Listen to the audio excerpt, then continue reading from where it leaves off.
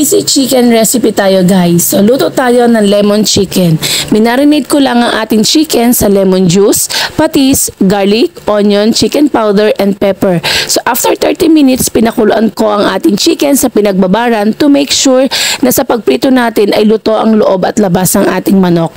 Sa paggawa ng sauce, yung natirang sabaw sa pinagpakuluan ng manok ay tinunaw ko doon ang mga natirang chicken breadings. And to balance the taste, naglagay tayo ng konting condensed milk. Kapag malapot na ang consistency ng ating sauce, pwede na nating ilagay ang ating pritong manok.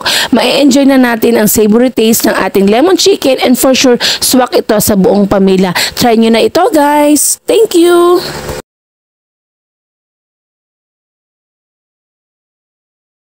Chicken barbecue tayo sa ating air fryer. So kagabi pa lamang ibinabad ko na ang aking chicken sa aking ginawang sauce na barbecue. So dito rin sa sauce or sa sabaw na natira, dito ko rin siya pinakuluan para mas sure tayo na luto ang loob at labas ng ating chicken bago nating i-air fryer. So once ang ating sauce ay magtiken, kasi naglagay ako ng konti doong cornstarch, so isinama na natin ang ating nilutong chicken barbecue sa ating air fryer. So kain na guys. Para mas healthier, so ang aming kanin ay corn grits. So kain na tayo guys. Maraming salamat sa panonood. Bye! Simpleng paggawa ng kimchi rice. So ang kailangan natin, baho na kanin, kimchi, onion and garlic powder. So tulad ng pagsasangag, naglagay lang muna tayo ng oil, then inilagay na natin ang ating baho na kanin. Isinama na rin natin ang ating kimchi.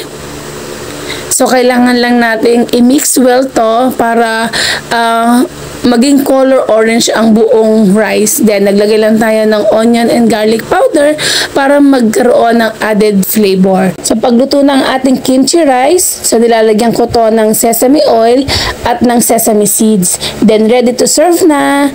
So pwede itong kainin na may kasamang nori. Ang sarap. Thank you! So, easy dinner recipe tayo guys. So, gagawa ako ng kimchi rice in egg wrapper kimbap.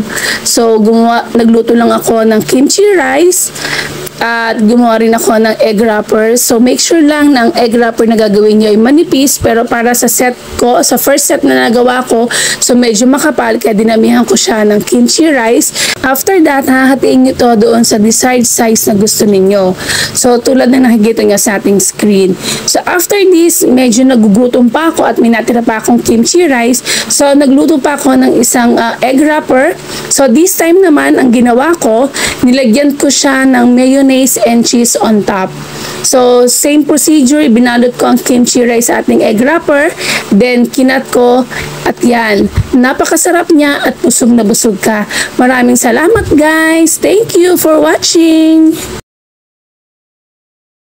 Noong isang beses na nagpunta kami ng mall, nakabili kami ng peach and Yakult drink. So, ito ang gagayahin ko ngayon. So, bumili ako ng peach in can. Half ng laman nun ay hinati ko into cubes. Then, yung kalahati naman ay aking shinik o binilender. So, eto na guys. So, naglagay muna tayo nung cubes na peach. And then, yung ating blended na peach. Then, nilagyan natin ng Yakult and ice. So, inantay ko lang na medyo matunaw. So, ang sarap niya. Kakaibang lasa. Very refreshing. Salamat!